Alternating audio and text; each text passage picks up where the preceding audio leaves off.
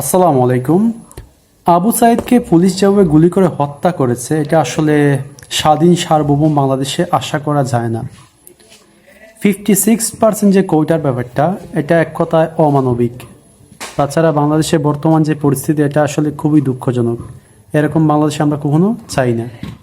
আবু সাইদ কিন্তু সাহসিকতা দেখিয়েছেন, কিন্তু তাই বলে ওনাকে যেভাবে গুলি করে হত্যা করা হয়েছে, টার্গেট করে করে গুলি করা হয়েছে, এটা আসলে খুবই দুঃখজনক।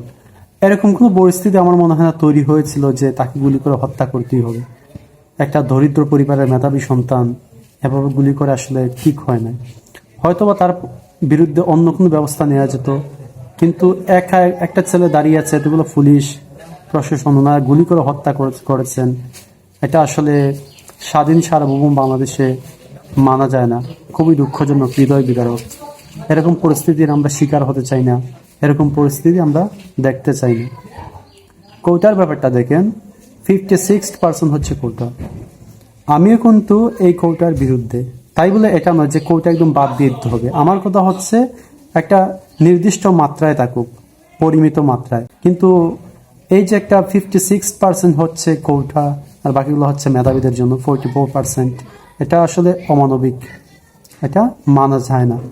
কারণ হচ্ছে দেখেন, 10% রাখা যায়, সব কিছু মিলিয়ে 10% হচ্ছে একটা লিমিটেশন। যেমন প্রতিবন্ধী কোটা রাখা হয়েছে 1%, হ্যাঁ দ্যাটস ফাইন, এটা কিন্তু খুবই ভালো একটা জিনিস।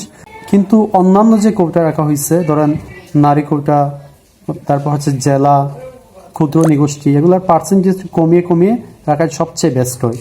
1971-এ যে আমাদের মুক্তিযুদ্ধ হয়েছিল, কেন হয়েছিল? এটা হয়েছিল বৈষম্যের বিরুদ্ধে। বিভিন্ন ক্ষেত্রে পাকিস্তানিরা আমাদেরকে বৈষম্য করত, তাই আমাদের দেশের মানুষরা মুক্তিযুদ্ধ করেছিলেন।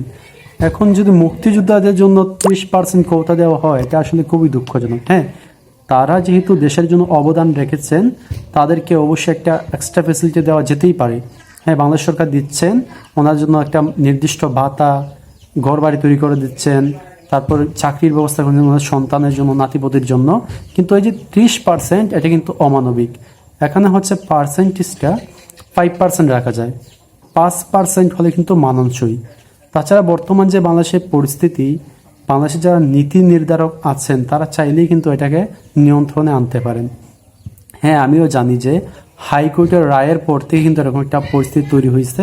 এটা বর্তমানে কোর্ট মামলা হামলার মধ্যে চলে গেছে, কিন্তু নীতি নির্ধারক যারা আছেন তারা চাইলেই কিন্তু এই পরিস্থিতিটার একটা সুন্দর সমাধান দিতে পারেন।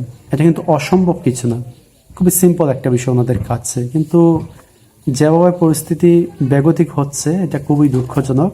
বাংলাদেশের নাগরিক হিসেবে আমি কখনো এরকম একটা আশা করি নাই। এই যে দুদলের মানুষ কিন্তু আহত হচ্ছে, নিহত হচ্ছে, দেশের সম্পদ নষ্ট হচ্ছে, মানুষ বিভিন্ন ক্ষতিগ্রস্ত হচ্ছে, এটা খুবই দুঃখজনক। যারা নীতি নির্ধারক আছেন তারা চাইলে কিন্তু এটা খুব সুন্দরভাবে একটা সমাধান দিয়ে দিতে পারেন। সো আসলে মানুষের কাছে বলে লাভ নেই, আল্লাহর কাছে বললাম, আল্লাহ যেন খুব শীঘ্রই বাংলাদেশকে সুস্থ সুন্দর একটা বাংলাদেশ আমাদেরকে উপহার দেন। আমি